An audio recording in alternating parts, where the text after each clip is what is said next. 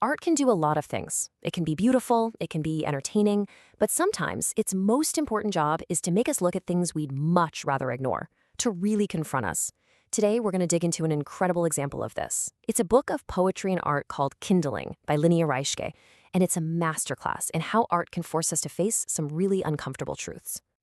This right here is the central question the whole work asks, and it just cuts right to the heart of this deep, often unspoken conflict we have with the animal world. Are they kin, part of our family, connected to us? Or are they just kindling, raw material, fuel to be consumed? The gap between those two ideas is huge, and that's the space we're going to explore. And that conflict? It's baked right into the title itself. Just look at how the word kindling is literally split in two by that slash. It's such a brilliant little piece of visual poetry because it perfectly captures that split in our own minds, that division between what we might feel deep down and how we actually behave. So what exactly is this book? Well, it's not some dry academic essay. Nope, this is a raw, first-hand account from Ryshke's time working on a small organic meat farm.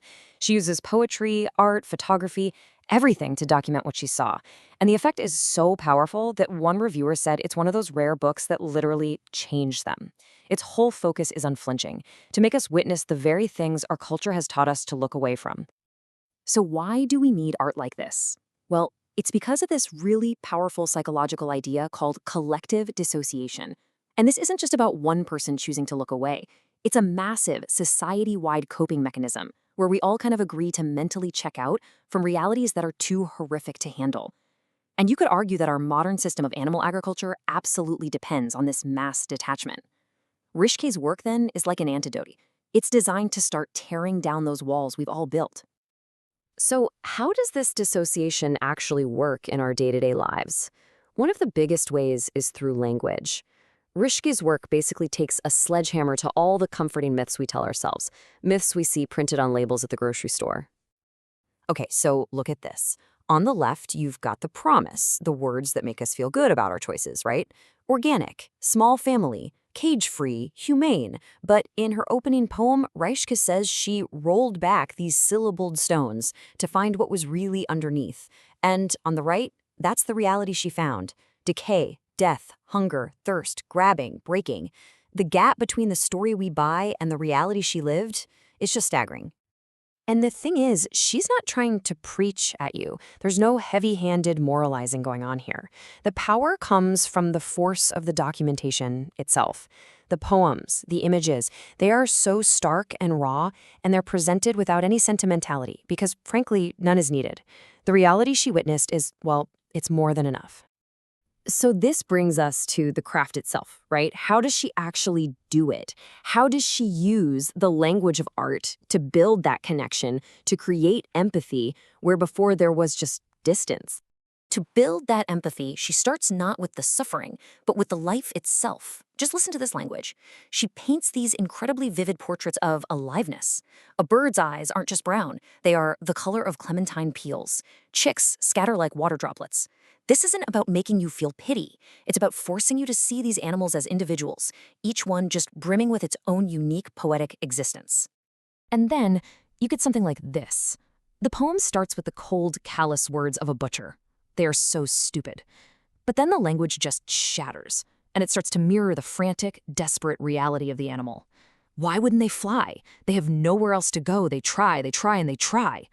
The words literally start to fall apart on the page, forcing us to feel that claustrophobic, desperate energy of a being trying to escape something inescapable.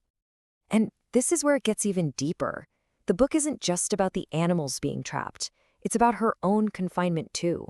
She gets trapped in this role of being a witness, wrestling with the horror of seeing all this brutality and feeling like she can't do anything but write it down. In a place like that, the observer is just as confined as the observed. So, after witnessing all of this, what do you do? Where do you go from there? Well, the second part of her book shifts from just documenting to actually transforming.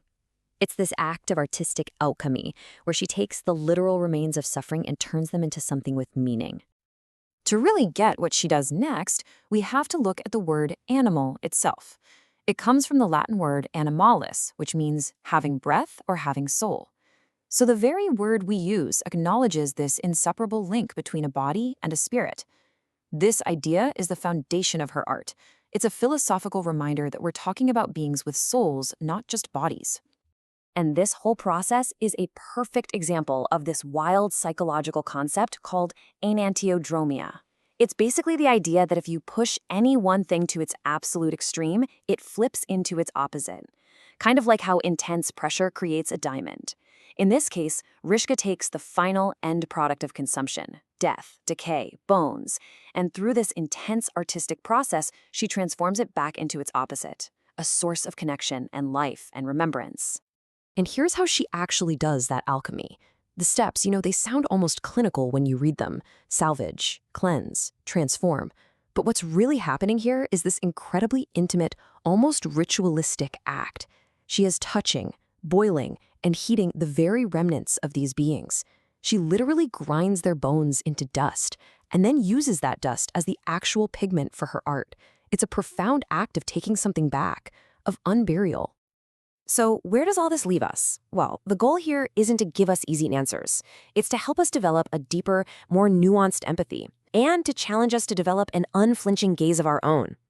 Ryshke is very clear about her purpose here. She says her art is meant to be an antidote to seeing living beings as nothing more than a flesh resource, just a commodity for making money.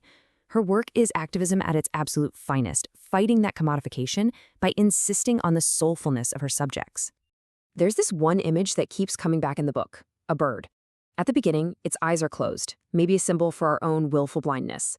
But at the very end, after we've witnessed everything alongside her, the bird returns. Only this time, its eyes are open, and it's staring directly at us. Suddenly, the focus has shifted. The question isn't about the bird anymore. The question is, now that our eyes have been opened, what are we going to do? And that's the final question the art leaves us with. It brings us all the way back to the beginning, to the real meaning of the word animal, a being with breath, a being with a soul. What might change, she asks, if we truly dare to acknowledge that we all share this same precious and vital breath? The art doesn't give us an answer. It just asks the question, and then leaves it for us to carry forward.